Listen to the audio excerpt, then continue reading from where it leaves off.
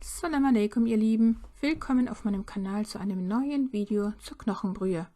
Ein Video zur Knochenbrühe hatte ich schon mal hochgeladen, das kann ich euch hier oben gerne nochmal verlinken. Eine heiße, dampfende Knochenbrühe verkörpert traditionelle Hausmittel schlechthin. Sie war über Jahrhunderte hinweg die Nahrung, die Bauern und einfachen Arbeitern ihre Stärke verlieh. Sie hatte traditionell den Ruf, den Körper zu kräftigen.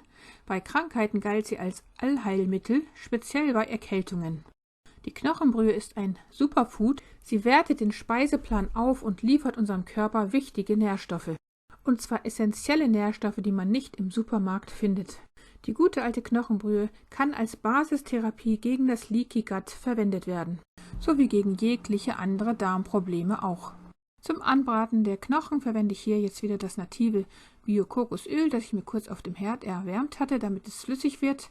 Das gebe ich in einen großen Topf und in diesem Topf werde ich mir jetzt eine große Portion Knochenbrühe herstellen, damit sie mir möglichst lange reicht, sodass ich jeden Tag eine Portion davon essen kann. Und zwar sind das jetzt hier alles Lammknochen, die man ganz günstig beim Türken findet. Dort bekommt man 1 Kilo davon für 2,99 €, sodass ganze 3 Kilo davon weniger als 9 € zusammen kosten.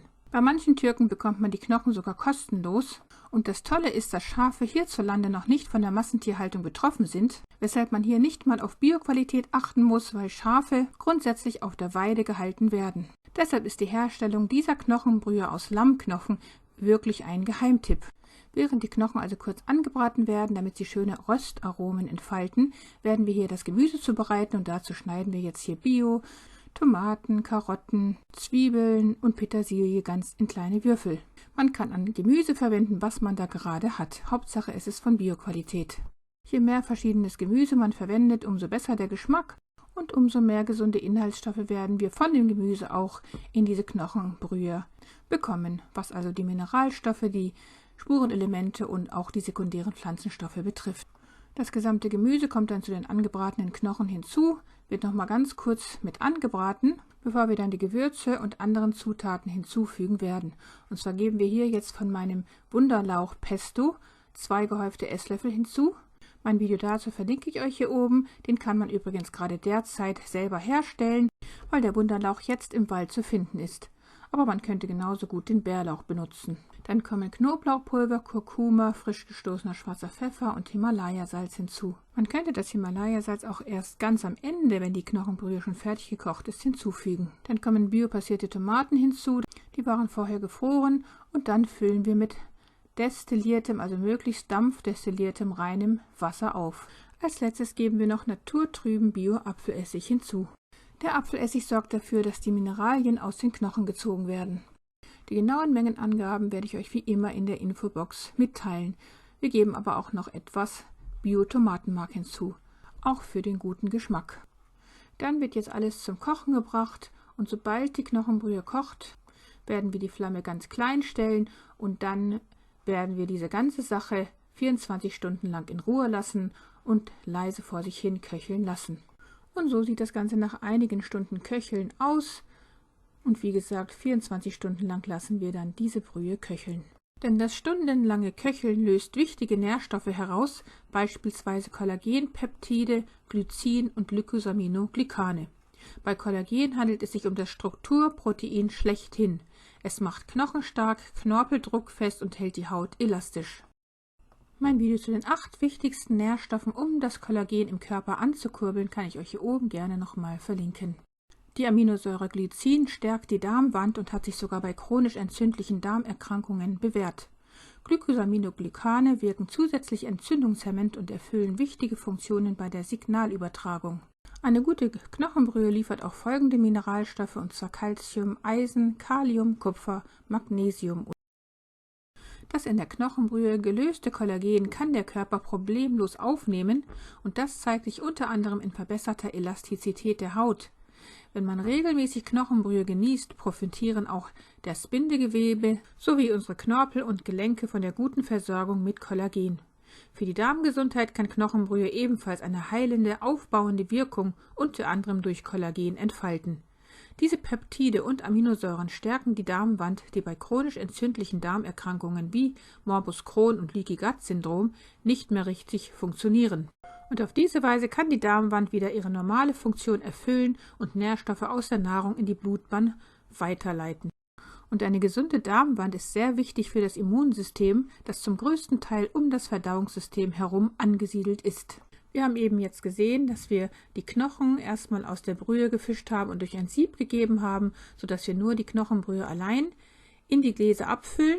Und das, was übrig bleibt, die ganzen Knochen und das Gemüse, das werden wir jetzt auch weiter verwenden. Und zwar werden wir nur die Knochen wegwerfen, indem wir sie vorher jedoch von ihrem Fleisch und allem, was an den Knochen dran war, befreit haben. Denn alle diese Dinge, also das Fleisch, der Knorpel und das Gemüse, das wir jetzt hier sehen, werden wir separat einfrieren. Und zwar könnte man das portionsweise tun, denn diesen Trester könnte man dann für den Genuss der Knochenbrühe verwenden.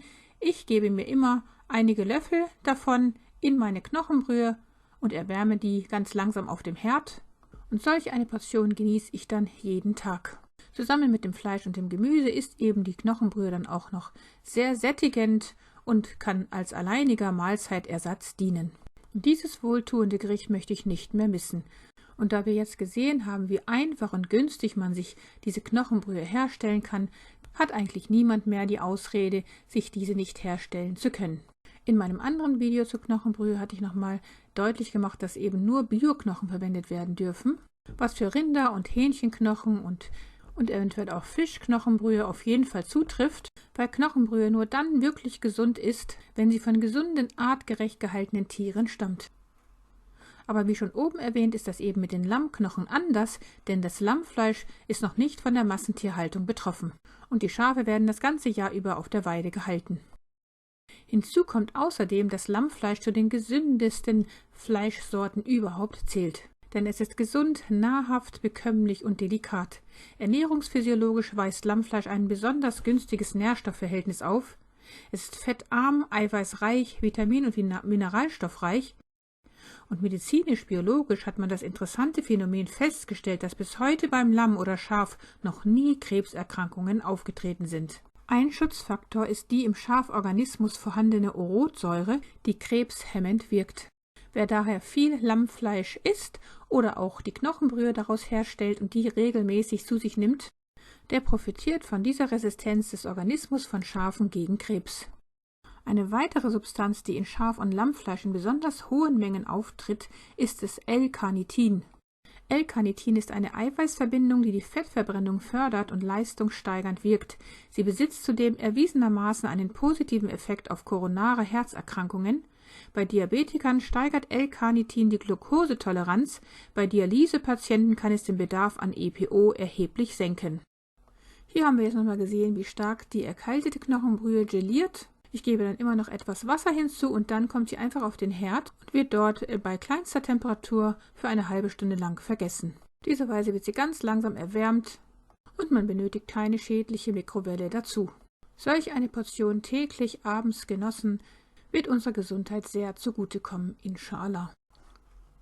Und um nochmal auf das Besondere im Lammfleisch und in den Lammknochen zurückzukommen, so baut die Urotsäure darin hochwertiges Zellkerneiweiß auf und wirkt daher im jugendlichen Organismus aufbauend und regenerierend im älteren. Regenerierend wirkt sie vor allem bei Leberleiden, Erkrankungen des Magen-Darm-Traktes, der Lunge und gegen Allgemeinerkrankungen. Urotsäure verhindert auch den Einbau von Fetten in Blutgefäßen und verzögert so die Arteriosklerose. Ein anderer krebsfeindlicher Stoff, der sich in großer Menge im Schaffleisch und den Schafknochen befindet, ist das Amygdalin, früher auch Vitamin B17 genannt. Zu mehr Informationen des überaus gesunden Lammfleisches und seiner Knochen schaut euch gerne nochmal mein Video zu dem Lammtagine mit Quitten an, darin habe ich mehr Details erwähnt. Der tägliche Konsum dieser überaus gesunden Lammknochenbrühe ist daher aus oben genannten Gründen ein wirklicher Geheimtipp, den ihr euch daher nicht entgehen lassen solltet.